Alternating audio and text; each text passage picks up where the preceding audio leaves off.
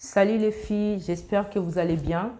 Soyez la bienvenue dans cette nouvelle vidéo où nous allons parler de l'autisme. Je vais essayer d'être rapide et claire pour que vous puissiez comprendre. Donc, mais sinon, prenez une tasse de café, asseyez-vous.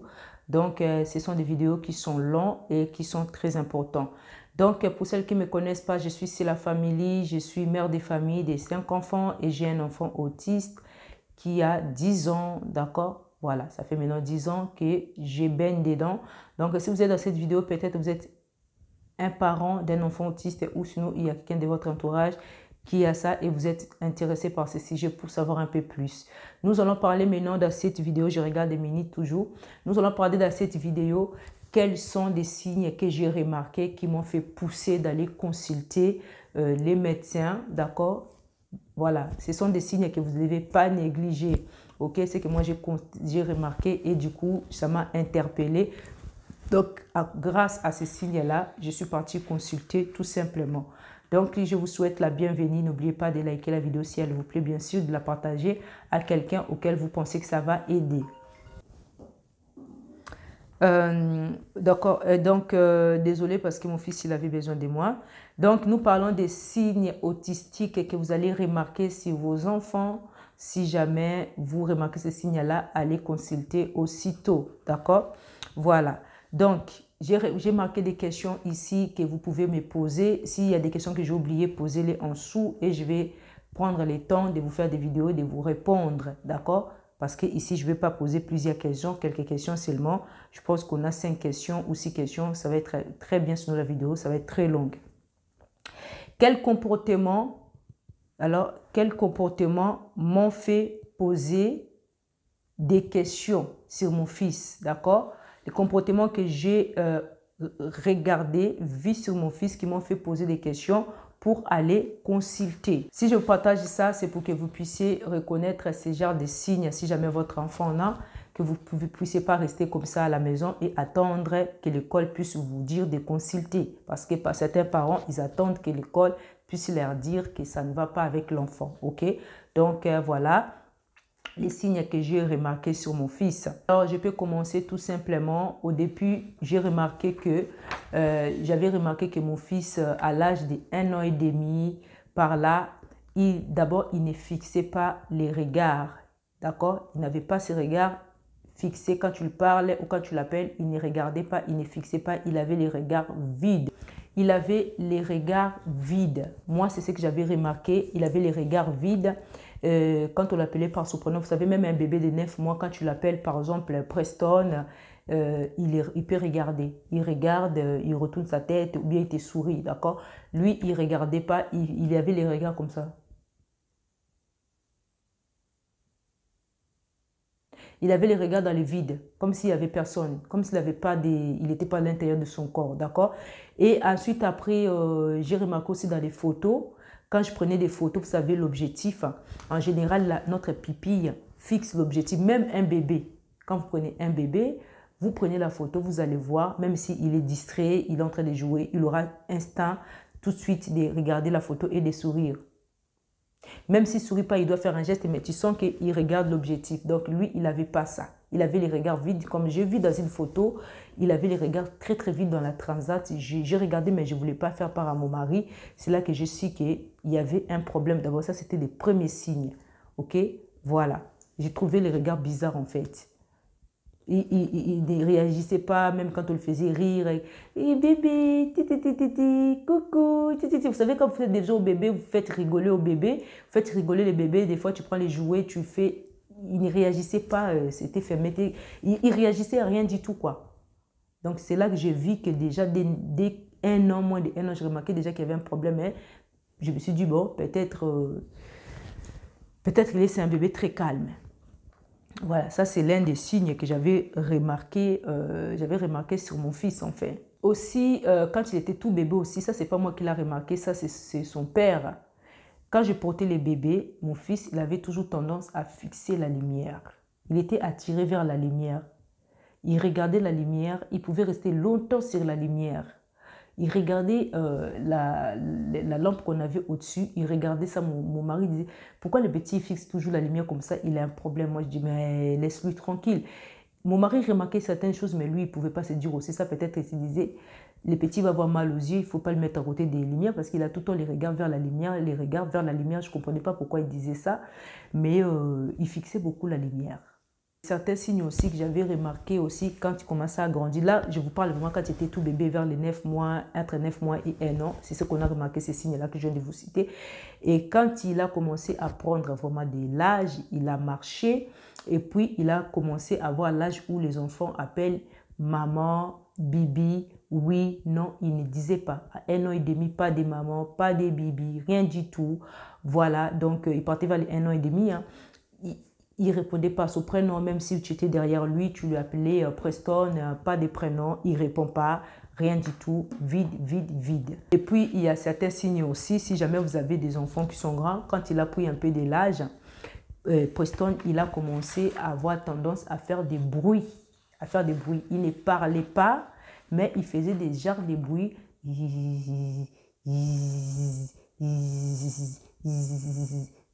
Ça, on savait déjà qu'il avait un problème parce qu'on était parti très tôt consulter. Je vous ai dit que j'étais parti, il avait 1 an consulté. Donc, on était pris en charge déjà à 1 an et quelques mois, 1 an et 4 mois ou 6 mois, je ne sais plus, hein, 1 an et demi. On nous a pris en charge, mais certains signes ont commencé à développer petit à petit avant qu'on pose le diagnostic. Donc, au fur et à mesure, il prenait de l'âge.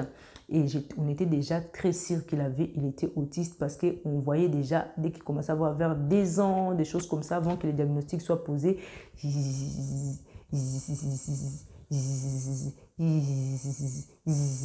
parfois il pouvait prendre un petit bout de papier ou quelque chose, un objet, il le tient et puis il est là. Par exemple, il pouvait s'intéresser à juste un bouchon, il le tient et puis il est là, regard vide, hein, il est là... Vous voyez, il est là, il est dans son monde. Tu peux l'appeler Preston, non, il est dans son monde, il est dans son truc. Vous voyez, ça là, tout ça, ces petites choses-là qu'on a remarqué que ça ne va pas. En tout cas, moi, j'ai remarqué que ça ne va pas, mais on était déjà suivis. OK? Voilà, c'est quelques signes que je peux citer pour pas que la vidéo soit trop longue. Et manque de paroles aussi, hein, il n'avait pas de paroles. Deuxième question, les filles. Quel moment du quotidien était différent des autres enfants? Donc, alors, les moments du quotidien, c'était différent des autres enfants, ses frères, hein, à part les signes qu'on vient de citer ici. Preston jouait toujours restreint, il était solo, il était solitaire dans son coin. Par exemple, si on part au parc, il était en train de jouer dans son coin, il n'était pas associé avec les autres enfants, il ne regardait pas les autres enfants, il était vraiment dans son coin, dans son petit monde, il pouvait faire des toboggans. Heureusement parce que lui, je lui ai habitué à sortir très petit. Vous vous souvenez des vlogs, j'ai sorti souvent avec des enfants. Preston, il était très petit, donc tout bébé. Derrière, il était vraiment très, très bébé, un petit bébé, il sortait déjà. D'accord? Donc, ça, c'est une chance. C'est une chance parce que sinon, s'il ne sortait pas, il allait avoir peur des gens. Ça allait être difficile parce qu'il allait commencer à pleurer. Beaucoup des enfants autistes pleurent, supportent moins les autres dehors parce que parfois, ils n'ont pas l'habitude de sortir. Moi, j'ai sorti déjà les enfants très tôt, dès qu'ils sont déjà dans la trasante, on sort, on vit notre vie. Donc ça, c'était une chance. Il n'avait pas vraiment le choix d'être confronté avec les autres, mais il jouait dans son coin. Voilà. Il était au parc, il était dans son coin, dans son élément, il ne calcule pas les autres. Bon, je ne peux pas dire que je ne comprenais pas pourquoi il faisait ça, qu'il était dans son coin au parc, parce que je savais déjà qu'il y avait un problème. Mais je me demandais pourquoi il ne jouait pas avec les autres afin. Même s'il avait un problème, pourquoi les autres venaient vers lui, il restait toujours dans son coin. Donc, vous pouvez regarder aussi ça. Si votre enfant n'est pas encore diagnostiqué, il a l'âge peut-être 3 ans, 2 ans, il est tout le temps dans son coin. Donc, surveillez ça parce que ça aussi, ça peut venir à ces troubles autistiques parfois. Ça peut arriver. Ça se trouve, c'est un enfant qui est calme seulement, mais ça peut arriver. Comme vous savez, chaque enfant est différent. Il y a des enfants qui sont calmes et qui ne sont pas autistes et qui jouent tranquillement dans leur coin. Ils sont solo. Ça ne veut pas dire qu'ils sont autistes. Mais si vous remarquez quelque chose de bizarre, n'hésitez pas de contacter les filles. Vraiment, allez consulter. C'est très important parce qu'il y a des autistes qui sont diagnostiqués très, très tard. Très tard. Troisième question. Comment ai-je réagi à ces signes à l'époque, comment j'ai réagi à ces signes à l'époque. Bon, quand j'ai vu ces signes-là, je me suis dit tout de suite que l'enfant n'est pas normal. Il y a quelque chose d'anormal qui se passe. Donc, j'ai trouvé ça un peu bizarre, j'étais intriguée, je me posais des questions. C'est pour cela que j'ai pris aussitôt rendez-vous dès les premiers signes que j'ai vu que c'était bizarre par rapport à ses frères. Donc, voilà pourquoi j'ai tout de suite aussitôt consulté. Donc, comment j'ai réagi? Bon, ben, je suis une maman, hein, parfois on se dit, ça nous rend triste aussi quand on voit ce genre de signes bizarres que d'autres enfants, ils n'ont pas. Il y a un enfant qui a, ça nous rend triste. Ok, ça nous rend triste, mais il faut être forte, les filles, soyez fortes. Et puis prenez le courage de consulter, parce que c'est pas parce que vous voyez des signes, vous restez, vous pensez que les signes vont partir comme ça tout seuls. Ils vont pas partir tout seuls, il faut que l'enfant soit suivi, soit éduqué pour que les signes puissent disparaître et vous trouver la paix. D'accord? Parce que ce sont des choses qui peuvent ramener aussi ça perturbe l'ambiance familiale et ça fait venir vous troubler en fait votre esprit aussi. Donc, consultez le plus vite possible. Je vous encourage vraiment les filles de faire ces démarches-là. D'accord?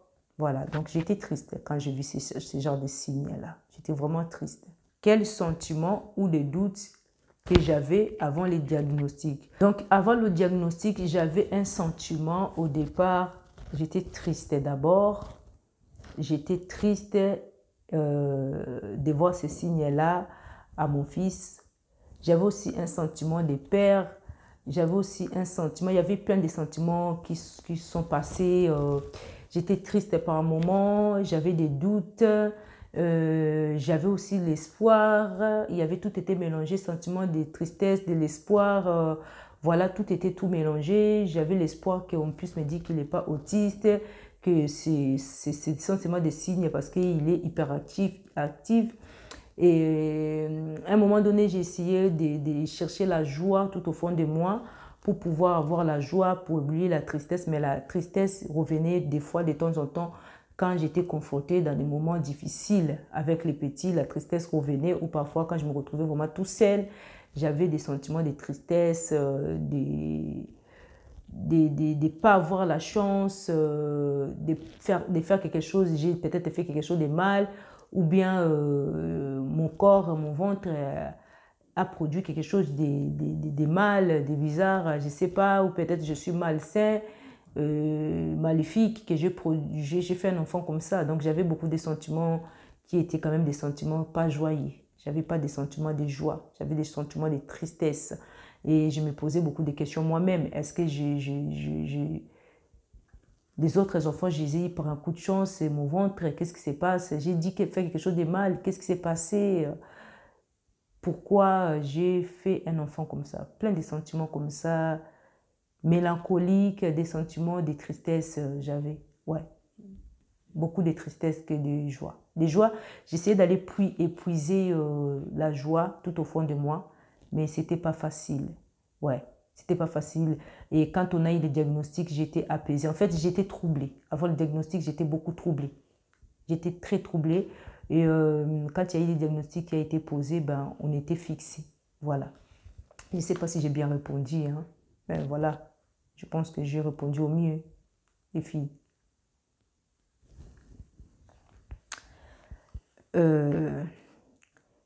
Y a-t-il des anecdotes concrètes que je peux partager pour illustrer ces signes? Est-ce qu'il y a des anecdotes que je peux partager?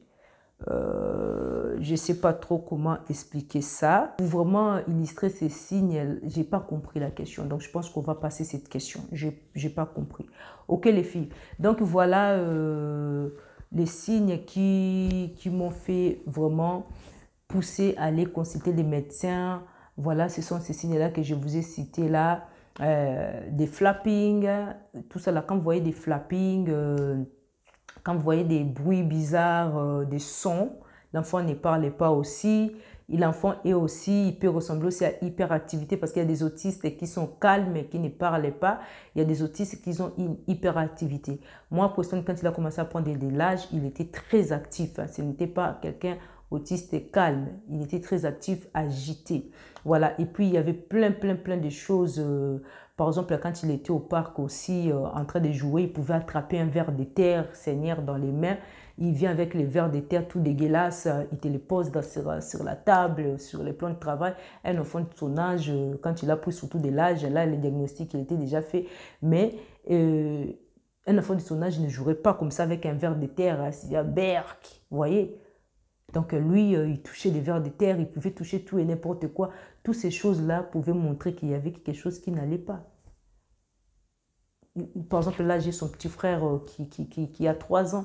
Maintenant, là, il a eu 3 ans. Même avant 2 ans, même 1 an, il ne pouvait pas faire des choses que Preston il faisait.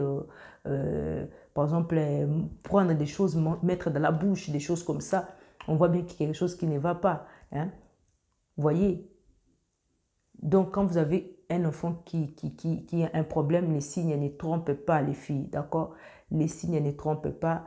Je vous invite d'aller consulter, ne restez pas là en train de dire que non, vous êtes en train de croire qu'il y a quelque chose, non, c'est un enfant, il va grandir, non.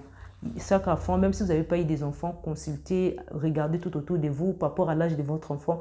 Chaque enfant, c'est vrai qu'il grandit différent, mais quand on a un enfant qui a un problème, ça saute aux yeux, on voit clairement qu'il y a un problème.